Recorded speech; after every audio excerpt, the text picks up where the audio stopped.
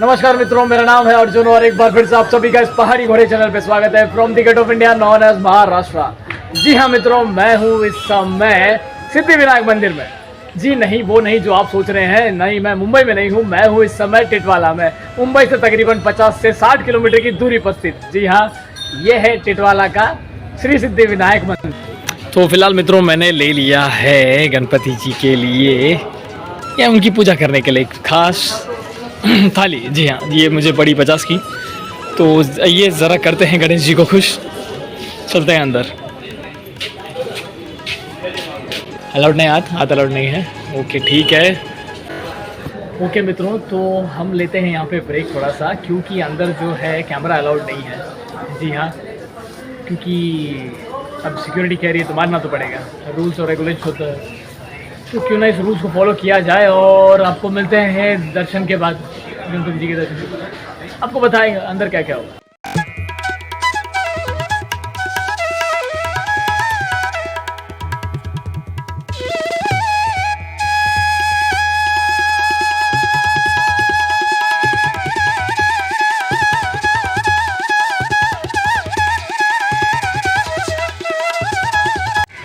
श्री सिद्धिविनायक मोरया या गणपति बप्पा मोरया। जी हाँ मित्रों, मैं आ चुका हूँ गणपति जी के दर्शन करके बाहर।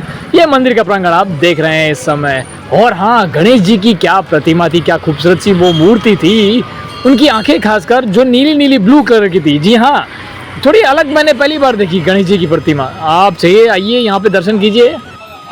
वैसे वो वहाँ पर जो आप लोग देख रहे हैं वो मंदिर का एग्जिट द्वार है। जी हाँ, मैं वहीं से बाहर आया था। तो मैं यहाँ कैसे पहुँचा, कब पहुँचा, कितने बजे पहुँचा, तो मैं आपको बताता हूँ। मैं डुम्बली से निकला, यानी कि अपने घर से टिटवाला मंदिर के लिए, यानी कि जो सिद्धिविनायक मंदिर है। तो 9:30 नहीं, अराउंड 10 को कुछ 10 मिनट कम थे, तो मैं तभी निकला। और वहाँ से लेके मैंने टिटवाला का सफ़र, यानी कि इस मंदिर तक का सफ़र मैंने तकरीबन 45 मिनट या 1 घंटे के अंदर किया। जी हाँ, क्योंकि सुबह का टाइम था तो ज़्यादा भीड़, ट्रैफिक नहीं मिला मुझे। काफ़ी अच्छा बात ये था, सीधे घर से यहाँ तक पहुँचा और तकरीबन 30 किलोमीटर मैंने ट्रैवल किया होगा, ज़्यादा से ज़्यादा। जहाँ से मेरा घर है वहाँ से मैं बता रहा हूँ यहाँ तक के लिए। अगर आप कहीं से आ रहे हैं, यानी कि आउट ऑफ लोकेशन से आ रहे हैं, तो वो आपके ट्रैवल डिस्टेंस के ऊपर डिपेंड करता है आपने कितना किलोमीटर कवर किया है। आइए थोड़ा आगे की जानकारी आपको आगे दें। तो सिद्धिविनायक महागणपति मंदिर कहाँ पर स्थित है, ठीक है, तो आपको बताता हूँ। ये भारत में महाराष्ट्र राज्य के मुंबई के पास ठाणा जिला जो है, ठाणे डिस्ट्रिक्ट जो है, यहाँ पे जो एक कल्याण जो ज़िला आता है, तालुका आता है, इसके टिटवाला कहते हैं। टिटवाला एक छोटा सा शहर है, वहाँ पर ये मंदिर स्थित है। वैसे टिटवाला जो रेलवे स्टेशन है, वहाँ से ये मंदिर आपको तकरीबन 2.5 किलोमीटर के अंदर पड़ जाएगा। आप बाय ऑटो या बस यहाँ पे अवेलेबल है, आप आ सकते हैं। तो ये मंदिर किसको समर्पित है? जी, ये मंदिर हाथी के सिर वाले दिखने वाले ज्ञान के देवता जिन्हें कहा जाता है, वो है गणेश जी को समर्पित है। जी हाँ, मैं कोशिश तो कर सकता था काश, लेकिन अंदर अलाउड नहीं है, मैंने आपको पहले ही कहा है। तो आपको स्वयं आना होगा यहाँ पे उनके दर्शन करने के लिए।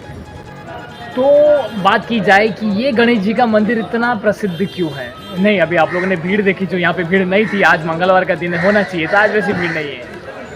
लेकिन कहा जाता है कि यहाँ पे ज़्यादातर वो लोग आते हैं जो अविवाहित जोड़े होते हैं। जी हाँ, जिनकी शादी नहीं हुई होती है, या फिर जो शादी के लिए यहाँ पे आना चाहते हैं, या फिर जिनकी शादी होके अलग हो चुके हैं, या लाइक डाइवोर्स, तो वो यहाँ पे दोबारा आके उनकी पूजा कर सकते हैं। जी हाँ, नहीं, आप डायरेक्ट भी आ सकते हैं अगर आप कुछ ऐसा वैसा सोच रहे होंगे। आप सिंगल हैं तो भी आइए, इट्स ओके, जस्ट मन की शांति के लिए आइए तो भी आ सकते हैं। लेकिन ये उनके लिए अच्छा है जिनके जोड़े टूट चुके हैं। तो दोबारा से अगर आप मैनेज करना चाहते हैं तो आप गणेश जी के पास आइए, उनके समक्ष माथा टेकिए। जी हाँ, उनकी उपासना कीजिए, उनकी पूजा कीजिए। बाकी आपको तो पंडित बता ही देंगे एकदम गहराई से। आइए जानते हैं थोड़ा और विस्तार में इस बारे में।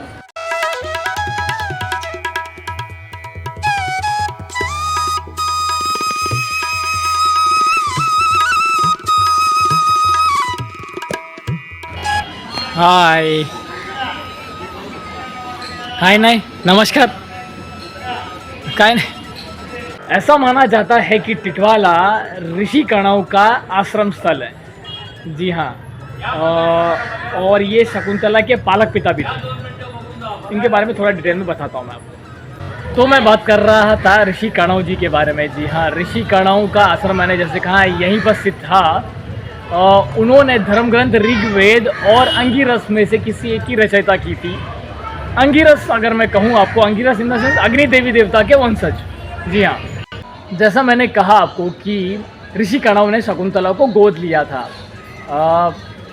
एक्चुअली में शकुंतला का तुरंत पैदा होने के बाद उनका त्याग कर दिया गया था उनके माता पिता द्वारा।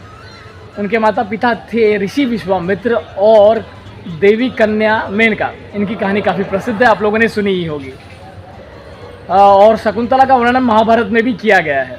सबसे पहले कि मैं आपको आगे की जानकारी दूं, जी हाँ, जहाँ से निकल रहे हैं वो मंदिर का मेन कक्ष है। वहाँ से बाहर निकलते हुए लोग, ये पूरा मंदिर का प्रांगण है और यहाँ पे छोटे से गणेश जी की मूर्ति भी है और यहाँ पे कैटरिंग सर्विस वाले अवेलेबल है। आप चाहिए तो यहाँ पे खाना भोजन वगैरह कर सकते हैं। फिलहाल मैंने तो नहीं किया यहाँ पे। चलते हैं यहाँ से आगे। जी हाँ मित्रों, यहाँ से आप लोग आते हुए देख रहे हैं। यहीं से मंदिर के प्रवेश के बाद, यानी कि वो वहाँ से एग्ज़िट है गणपति जी के दर्शन के बाद, और यहाँ पे हॉल है बैठने के लिए। और यहाँ हॉल में भी मनाही है पूरी तरह से वीडियोग्राफी या फोटोग्राफी के लिए। अरे चलो अच्छा, यहाँ शौचालय उपलब्ध है। तो गणेश जी के दर्शन तो हो चुके हैं। अब थोड़ा बाहर की ओर घूमते हैं, देखते हैं नज़दीक में क्या है। ओह, क्या खूबसूरत है, आइए देखें। जी हाँ मित्रों, जो आप देख रहे हैं ये है सिद्धि विनायक टिटवाला का महागणपति मंदिर। जी हाँ, यहीं पर है ये मंदिर और इसी के बगल में उपस्थित है ये तालाब। इससे अच्छी बात और क्या हो सकती है। और इस तालाब में बोटिंग वगैरह होती है और इस समय हो भी रही है। वो देखिए, क्या आपको कुछ याद आया? मैंने आपको कई दफ़ा कहा है कि हर मंदिर के बगल में तालाब या तालाब के बगल में मंदिर होता अवश्य है।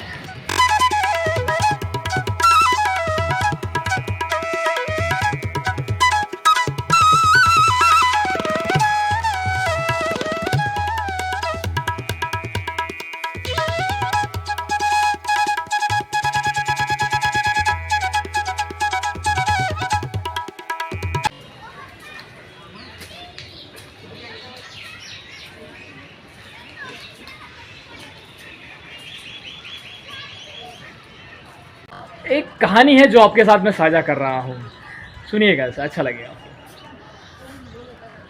गांधार साम्राज्य के राजा दुष्यंत, जी हाँ, ये एक दिन युद्ध के कारण किसी जंगलों से होते हुए गुजर रहे थे। उनकी नज़र शकुंतला पर पड़ी। शकुंतला की नज़र इन पे पड़ी। इनको एक दूसरे से प्यार हुआ और आखिरकार इन्होंने गांधार रीति रिवाज के हिसाब से विवाह कर लिया। अब हुआ यूँ कि कुछ समय बाद कि राजा को अपने साम्राज्य में वापस जाना था, राज्य में वापस जाना था अशांति के कारण। तो उन्होंने शकुंतला को एक शाही अंगूठी भेंट किया और उनसे वादा किया कि उनसे मिलने वो अवश्य आएंगे। लेकिन कुछ समय बीत गया, वो नहीं आए।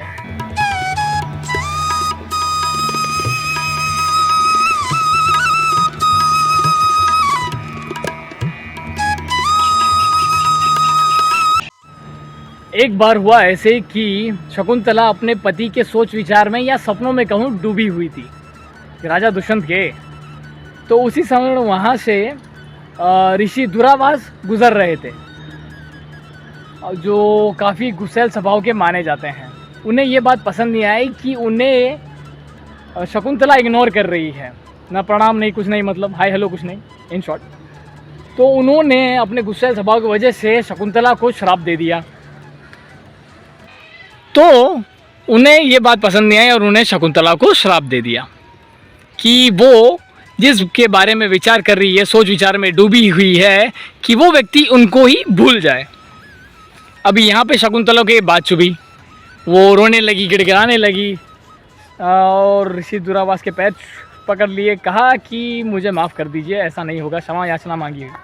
तो फिर ऋषि दूरावास ने भी अपना श्राप को हल्का करते हुए कहा ठीक है कि वो उस राजा को अब या फिर जो भी है जिसके बारे में आप सोच रही हैं वो आपको याद कर लेगा अगर आप उनकी कोई चीज़ उन्हें याद दिला दे तो, यानी कोई वस्तु चीज़। जैसे मैंने कहा था अंगूठी तो थी उनके पास।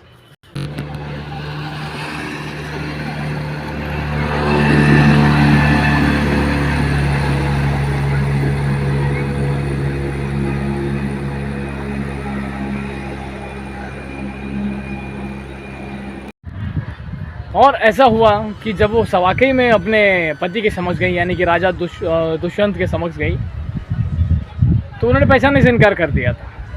वैसे ऋषि के श्राप के अनुसार शकुंतला को उनके पति वाकई भूल गए थे, राजा दुष्यंत। लेकिन यही सब देख रहे थे शकुंतला के पिता।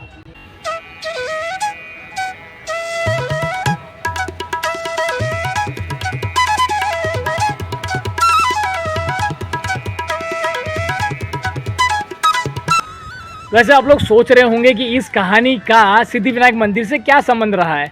एक तो मैंने कहानी आपको बता दी, जो अंगूठी देखी उसका श्राप टूट गया था, किसका? शकुंतला का। अब दूसरी कहानी सुनिए।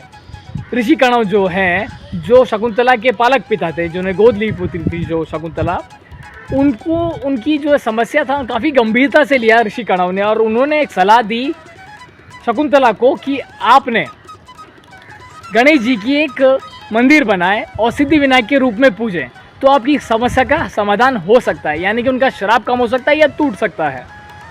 अतः काफ़ी समय बीत जाने के बाद, यानी कि पूजा प्रार्थना करने के बाद, उनका यह सफल प्रयास रहा और उनका श्राप टूटा। राजा दुष्यंत उनके पास दोबारा आए। जी हाँ, उनका दोबारा विवाह हुआ।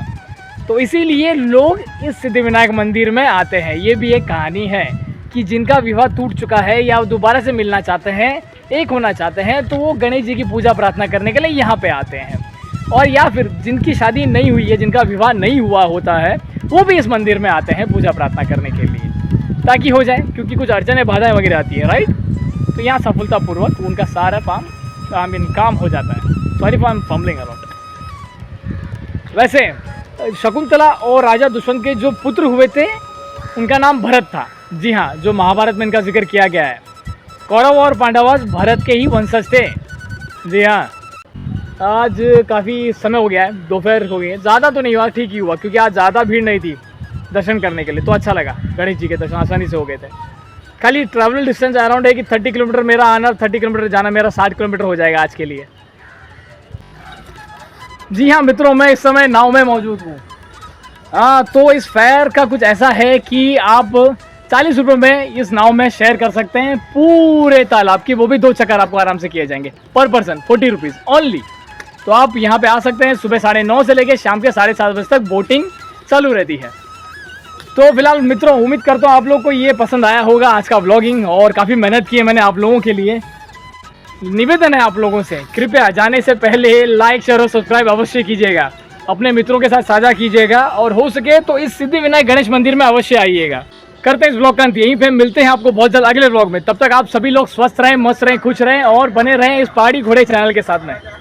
नमस्कार और जय हिंद।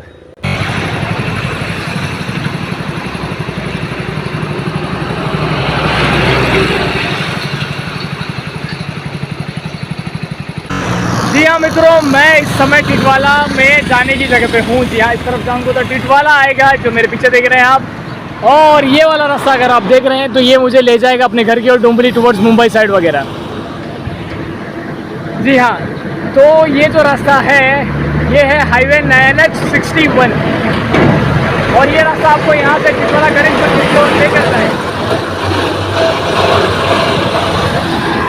राम मंदिर ऐसे ही नहीं बन रहा है। इसमें जल नहीं, कार सेवकों का रक्त है। इसमें पत्थर नहीं, बलिदानियों की मांसपेशियां। इसमें नक्काशी का घुमाव नहीं, आंदोलनकारियों की धमनियों और शिराओं का विस्तार है। इसमें सीमेंट नहीं, सनातनी मेलजोल के सामूहिक उद्घोष। रामलला हम आएंगे, मंदिर वहीं बनाएंगे, इसका रसायन है।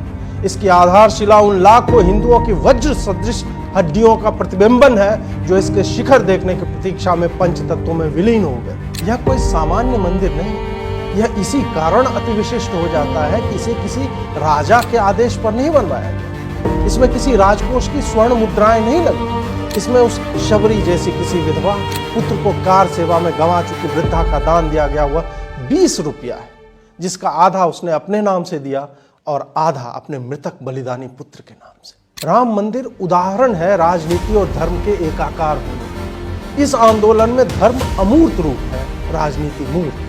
धार्मिकता ने लोगों को जगाया, राजनीति ने लोगों को घर से बाहर निकाला। धर्म ने उन्हें लक्ष्य दिया, राजनीति ने लक्ष्य प्राप्ति हेतु नेतृत्व दिया। धर्म ने उन्हें प्रेरणा दी, राजनीति ने आंदोलन का मार्ग दिया। धर्म ने साधारण लोगों को जोड़ा, राजनीति ने असाधारण नेता दिए, धर्म ने राम दिया, राजनीति ने मंदिर।